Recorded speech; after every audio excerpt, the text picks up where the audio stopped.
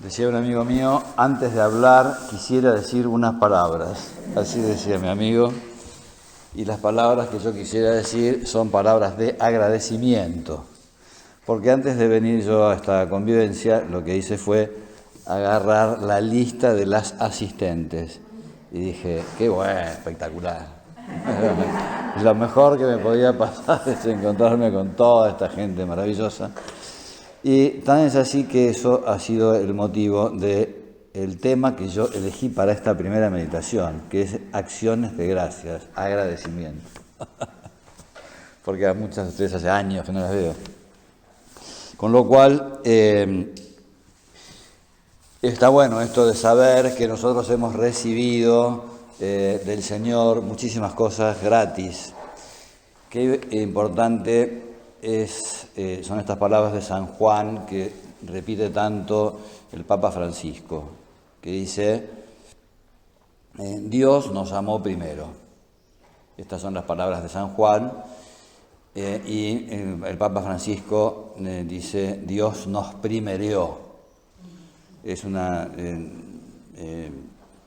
versión del Papa Francisco, muy de él.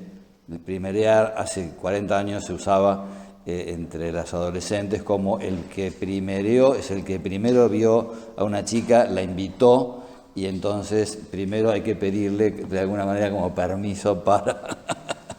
Esa era la acepción de hace unos años. Les cuento que se abren los boliches nuevamente. Noticia de la mañana, se abren los boliches.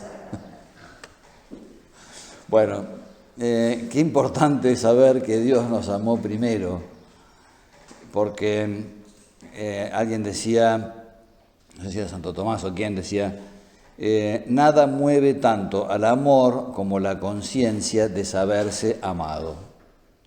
Esto es una experiencia universal.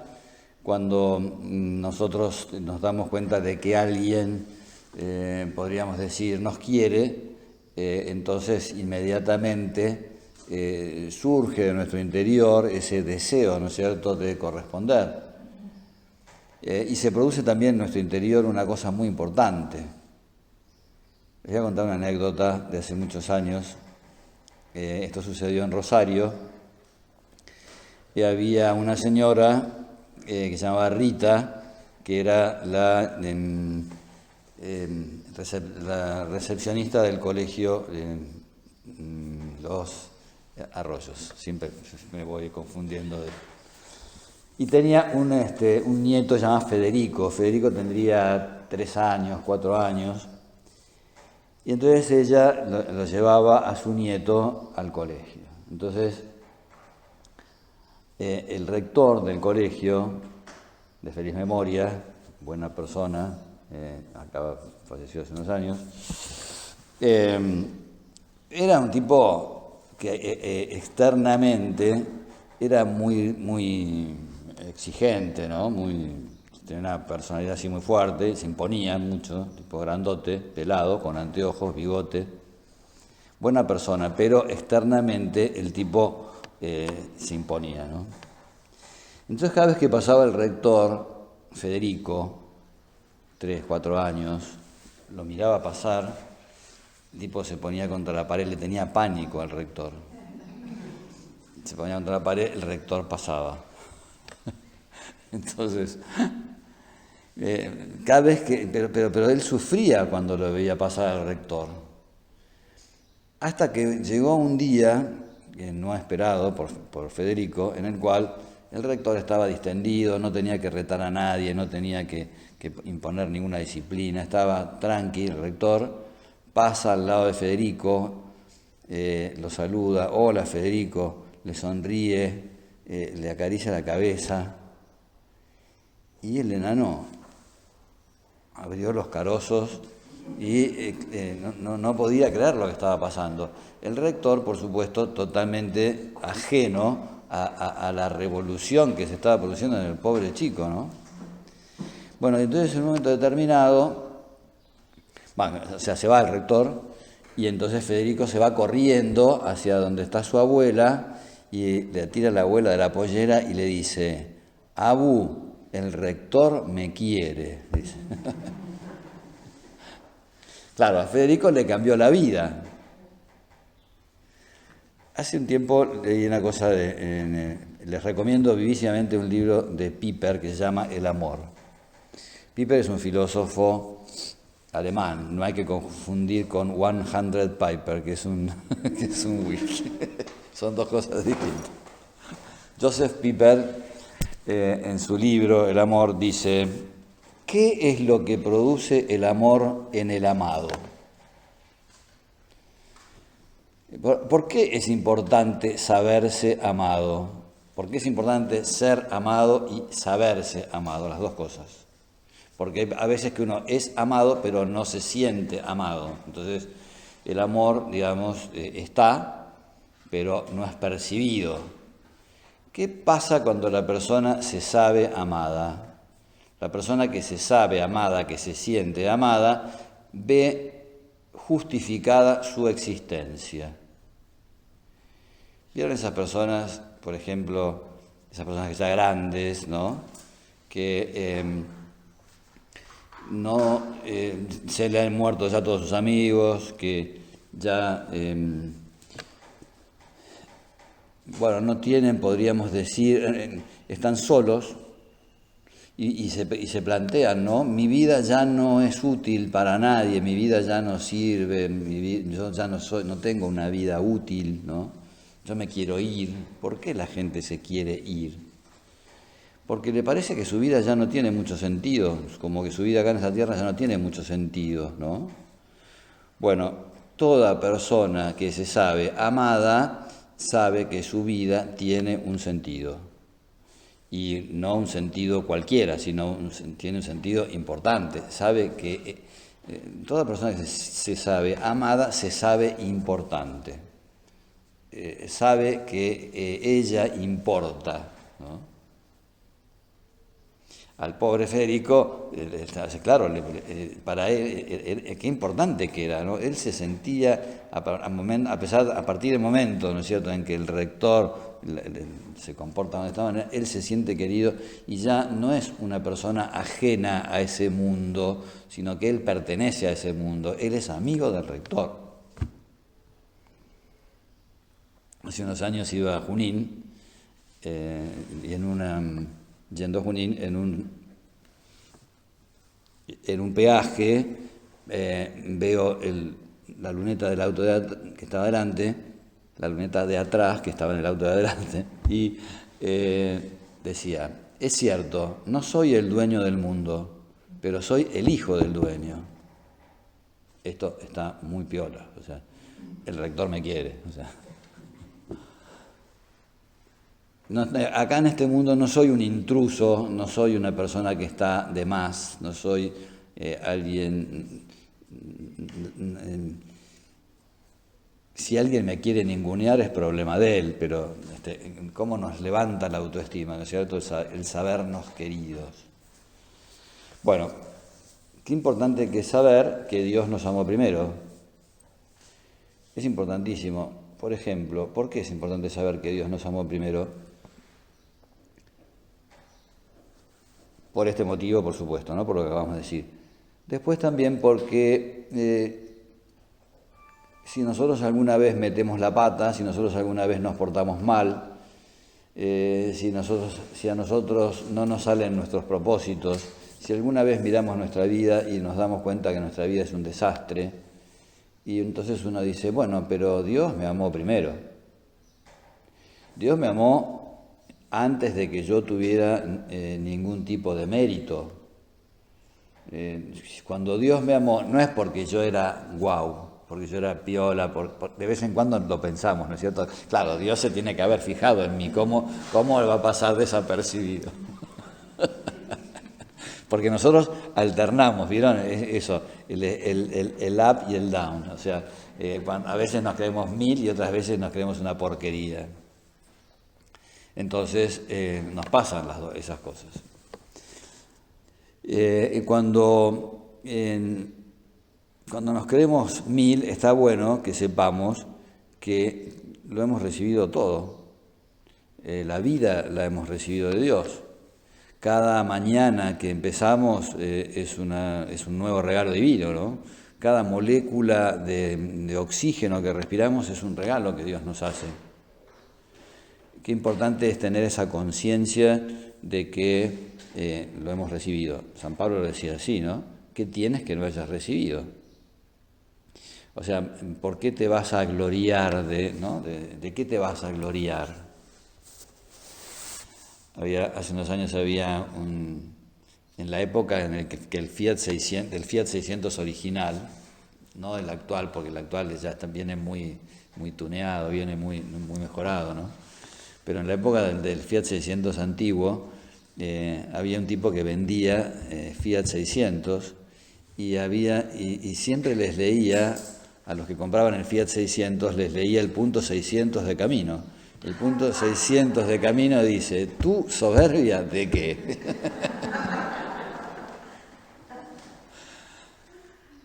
¿De qué nos vamos a ensoberbecer? ¿Qué tienes que no hayas recibido? Está bien, algunos tipos como Messi o como Maradona, digamos, han perfeccionado la técnica, ¿no es cierto?, del fútbol, pero también Dios les dio una cierta habilidad, ¿no es cierto? También Dios los dotó, ¿no?, de ciertas características. Ellos recibieron sus talentos. Qué bueno que es saber que esos talentos que tenemos nos los han regalado, son un regalo.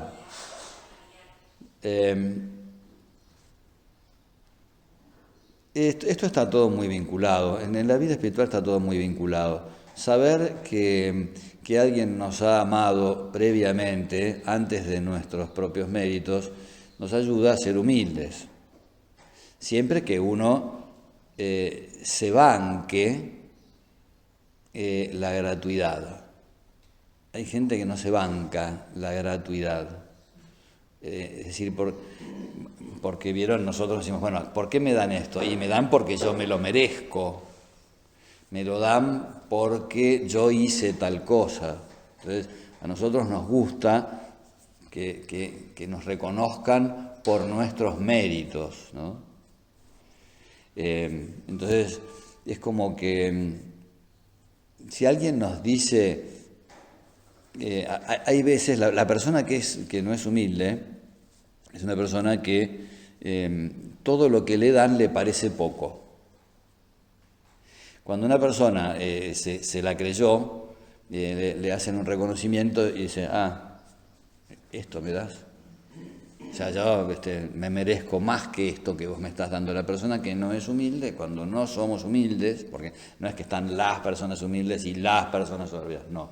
Cuando no somos humildes, entonces nos parece poco lo que nos dan.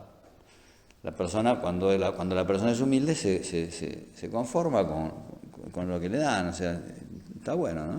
O sea, hay gente que se conforma con masticar un pastito, ¿no?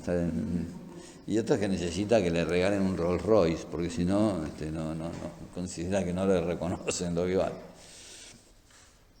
Está todo muy vinculado, ¿no? La persona que se sabe amada es una persona que lucha, pero lucha por ser mejor, lucha por ser buena, pero no lucha para ser amada. ¿Vieron cuando vienen las madres y les dicen a sus hijos, te tenés que portar bien porque si no tu papá no te va a querer? Entonces es como una especie de presionarlos a los chicos, ¿no? De una especie como de presión psicológica, ¿no es cierto? O sea, si no venís, tu padre no te va a querer. El viejo lo va a querer lo mismo, o sea, y las madres igual, o sea, la madre siempre quiere a su hijo, aunque el nene sea un asesino profesional, o sea, lo sigue queriendo. Entonces, el amor verdadero es algo que está, podríamos decir, muy vinculado con la gratuidad. Hay una canción muy linda que dice, te quiero porque te quiero. Hay un libro que escribió una señora muy inteligente, muy buena. El libro se llama Quiero quererte. Es decir, Este concepto de aceptar la gratuidad es importante, ¿no? Hay gente, decía también, creo que también era Piper el que lo decía, hay gente que no se deja amar, no quiere ser amada. ¿Por qué? Porque ser amado le trae un compromiso, le engendra un compromiso. Hay un artículo del diario La Nación de hace muchos años que se llama Enamorarse. Y entonces dice lo siguiente: la persona enamorada queda a merced de su amor. Este es un motivo más que suficiente ¿para qué? Para no querer enamorarse. Hace unos años una prima mía, la pobre, nunca había tenido novio, y bueno, divina mi prima, yo la quiero mucho, y entonces le habían invitado a salir. Entonces su terapeuta le dice: usted salga, pero que no se le escape el vestido de novia, que los pliegues del vestido de novia no se le escapen de la cartera, dice, no aparezcan. Porque en cuanto el tipo vea que usted quiere algo un poco más comprometedor, se va a escapar. ¿Por qué? Porque va a perder su independencia, porque va a perder... ¿no? La independencia tiene unos atractivos, ¿no? Por ejemplo, y salir de la casa y volver a entrar, que nadie le pregunte a uno nada, tener la propia guita, que hacer con la guita lo que uno quiere, ¿no? Que nadie te pregunte qué hiciste con la plata. Está buenísimo. Independencia, ¿no? O sea, la persona enamorada deja de ser independiente, sigue siendo libre, por supuesto, pero deja de ser independiente. ¿Por qué? Porque el amor engendra un compromiso voluntario. Es el mejor de los compromisos.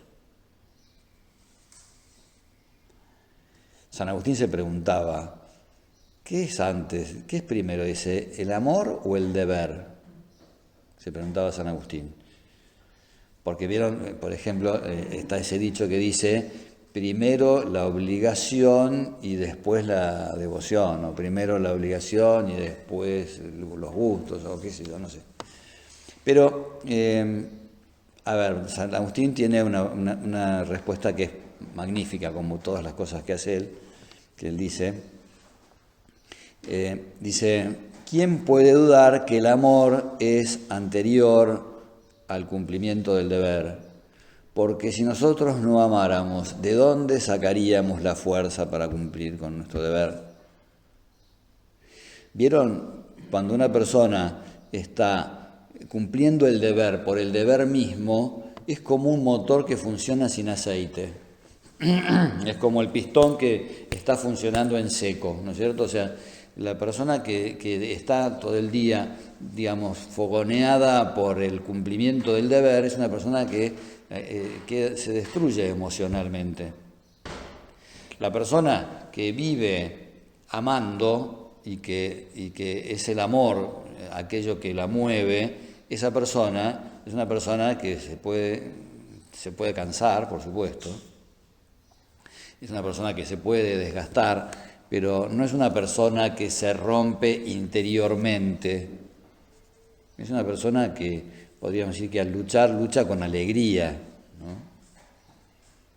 La alegría es como el aceite, es como algo que hace que no haya roce, que no se produzca ese desgaste tremendo, ¿no?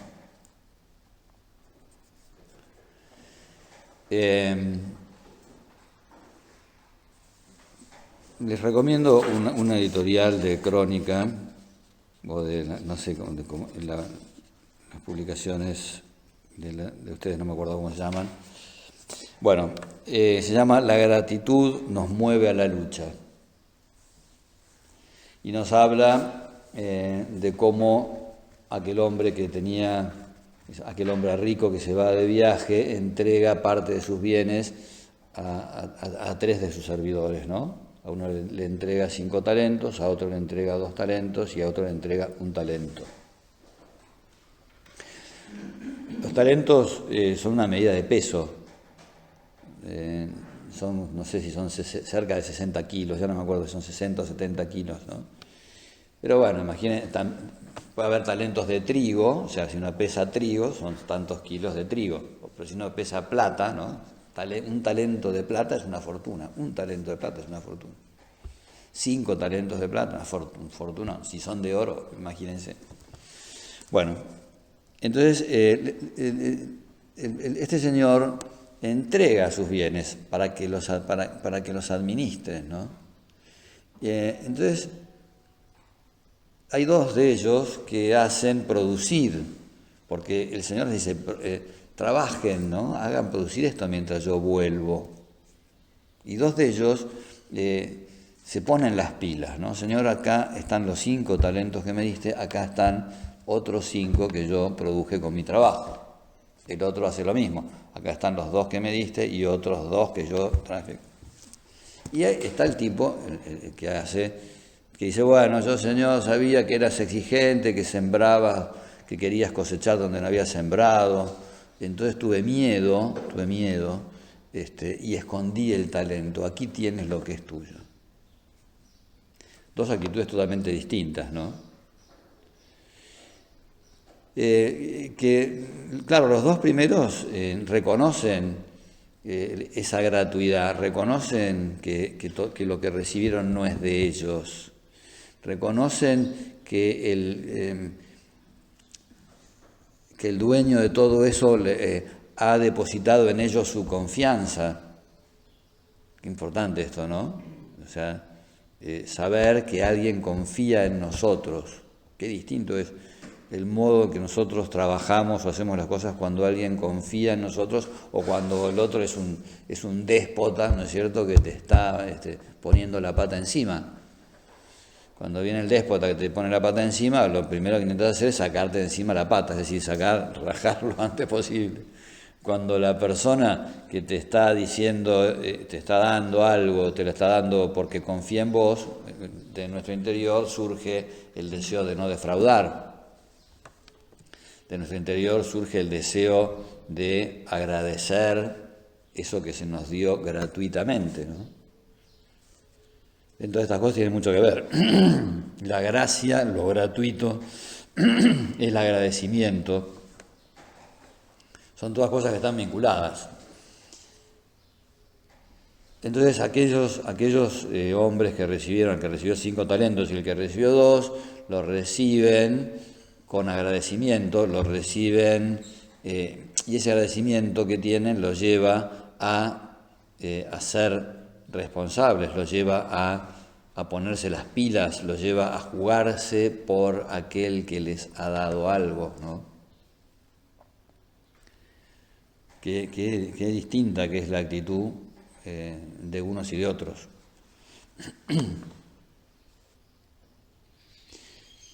La persona que sabe que ha recibido algo que no es propio es una persona que también se da cuenta de que tiene, podríamos decir, como una misión, de que hay algo que surge de eso que ha recibido. Una vez leí una cosa que me gustó mucho, hablando de la vocación, decía, cuando Dios da de manera tal que la persona pueda recibir y ser consciente de lo que ha recibido, ahí se dice que hay una vocación. Es decir, uno se siente llamado en el momento en el que reconoce que alguien le ha hecho un regalo, ¿no? Cuando nos sentimos regalados, eso inmediatamente nos hace nacer, ¿no?, ese deseo de hacer producir lo que nos regalaron. La persona que recibe un regalo y que quiere, por ejemplo, compartir con otros, ¿no? Que divinos son esos chicos que le regalas una caja de caramelos y el chico viene y empieza a repartir sus caramelos con sus amigos. O sea, ¿no?, es espontáneo eso que surge, ¿no?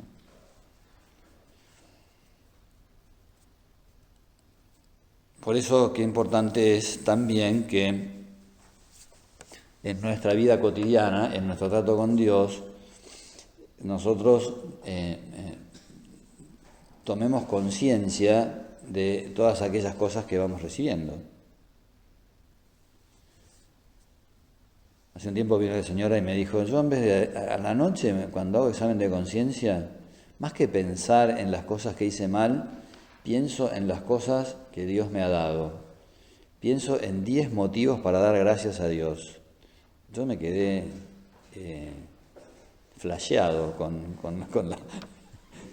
el número de cosas que buscaba esta mujer. 10 motivos para dar gracias a Dios en el día. A mí me parecía una barbaridad.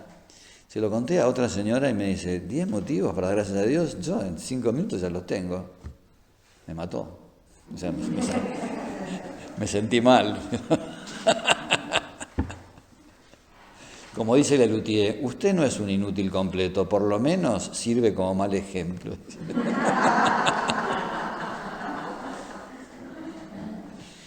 Me lo dijeron para mi último cumpleaños, ¿sabes?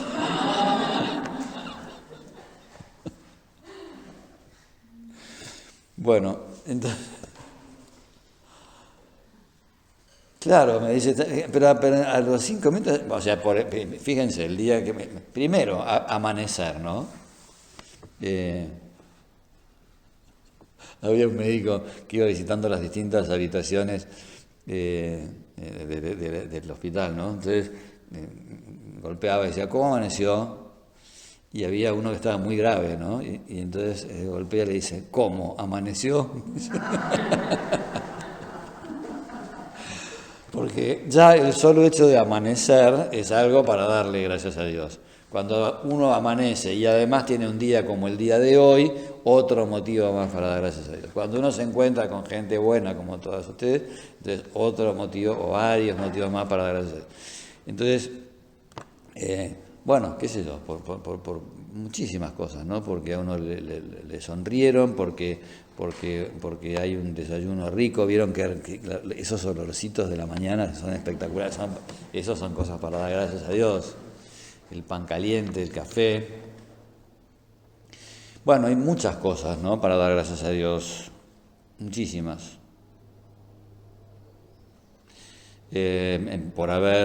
Porque nos ha salvado de un peligro, porque nos ha, en fin, tenemos mucho, cada uno de nosotros tiene muchísimos motivos para todo eso, ¿no?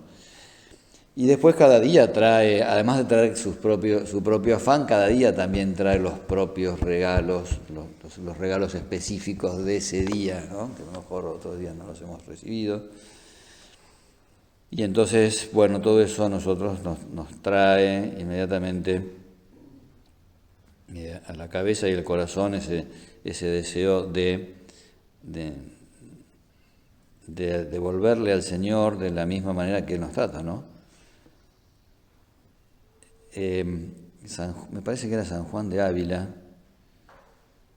que hablaba de cómo la Virgen tenía esa capacidad para reconocer todos los regalos que Dios le hacía. El Magnificat, clarísimamente, es una manifestación de ese agradecimiento, ¿no? Mi alma engrandece al Señor, ha hecho en mí cosas grandes, el que es poderoso, ¿no? Bueno, entonces se quiso fijarse en la humildad de su esclava.